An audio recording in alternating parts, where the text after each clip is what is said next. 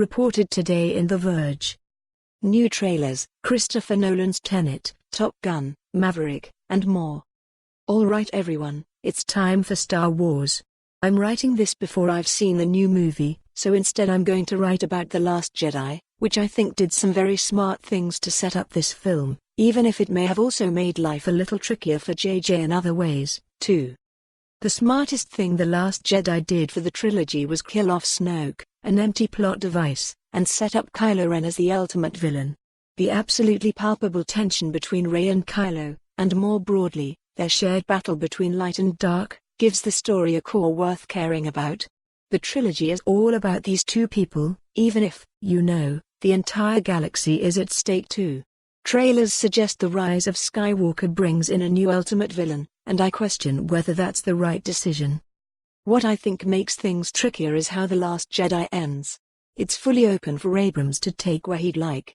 That may be quite freeing, but it also means that, despite being 8 films into a 9-film saga, there's no obvious next step, let alone an end point beyond the good guys winning this round. Abrams keeps talking about tying up 8 films worth of plot, but the problem is, that's not really true. It's mostly just been film after film, without a clear trajectory. I think that's part of the fun of these movies, but it also makes for difficult endings when so much of the framework has to be established within the final movie. Check out 11 trailers from this week below. P.S. I'm off for the holidays next week, but I'll see you all again in 2020. Here's the latest from Christopher Nolan. Tenet, which he wrote and directed, appears to be a time-bending action thriller that has its heroes trying to stop a bad guy or something. IDK they mention World War III and nukes, while other characters are going backward in time in front of them. The visual effect is very trippy and a little weird to watch, but I imagine it'll make for a cool premise. The film comes out July 17th. I must note, I'm not sure I've seen a trailer before that ends with the message, "See the trailer in theaters for maximum effect." What effect? What vision? It's just bigger.